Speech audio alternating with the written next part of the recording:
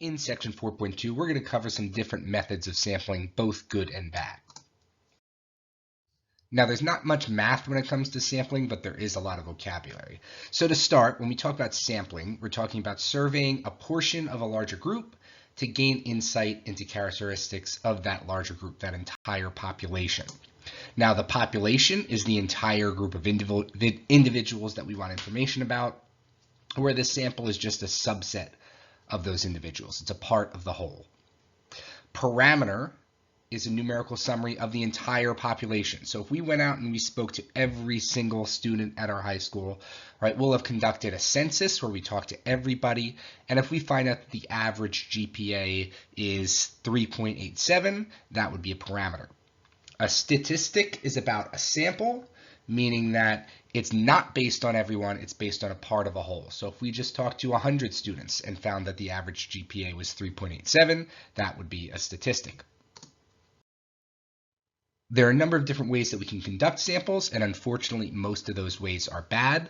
Suppose we want to know how much time students at a university spent doing homework last week. So we go to the school library and we ask the first 30 students that we see about their time doing homework. We've just conducted a convenience sample. It's called a convenience sample because we're only sampling people who are easy to obtain responses from. And these are most likely going to misrepresent our parameter. In this particular example, this convenience sample would be biased towards the students that study. Because we're going into a library, we're asking students who are studying, how often do you study? They're probably the students that study the most, or at least they study an above average amount of time. This could be true also if we went into, say, the student center or a dining hall, just to the opposite. So in that case, we'd be surveying students who aren't at the library, they're not in the room studying, instead they're hanging out or eating. They might study below average. So again, convenient samples are more likely to show bias in our estimates of a parameter. Now, bias is when our sample is going to underestimate or overestimate the value that we want to know, and it does it consistently.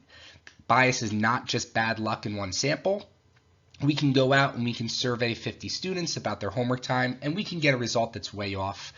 In the same way that if we flip a coin 10 times, we might get heads 9 of them every once in a while.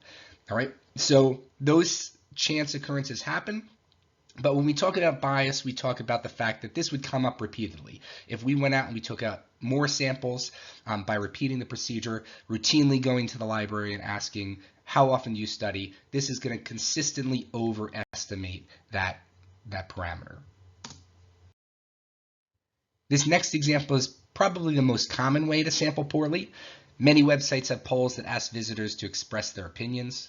Most people just ignore these polls, though the ones that do click on them tend to have strong opinions. This is called a voluntary response sample. And a voluntary response sample only samples people who opt in, right? It's not including any kind of randomization. You only are included in this survey if you choose to be included. This lends itself to an overestimate of people with strong opinions and an underestimate of people who don't feel strongly enough to respond. Ann Landers, who's a famous news columnist, once asked the readers of her long-running advice column, if you had to do it over again, would you have children? She got 10,000 responses, almost 70% of them saying no. I know what you're thinking. Oh my gosh, my parents don't love me. That's not true, of course. This was a voluntary response sample. So this survey was available to hundreds of thousands, if not millions, of respondents. The people who took the time to respond had very strong feelings. Maybe they had a really bad day with their kids that day and they just wanted to vent it out. But this statistic of 70% based on a sample of 10,000, all right, trying to estimate the parameter of the whole population, everybody who has children, okay? And the people who felt strongly were most likely to respond. Their responses are overweighted. All the people that said, of course, I would have children again. I love my children. And they didn't even bother responding, aren't included in the sample results. The way that we would avoid biases in samples is to collect our samples randomly. That's the idea of a random sample, where we choose people to participate in a survey by some kind of chance process. And we have one last example to close out these slides. The athletic department at El Dorado Community College wants to learn more about the physical fitness of students at the school. More specifically, they're looking at the number of push-ups that they can perform. So they set up a booth with a sign that says free physical fitness testing. The idea being that students are going to come up and volunteer to take part in this test. Would this likely produce an accurate estimate of the average number of push-ups students can perform? Hopefully you realize that no, this would not.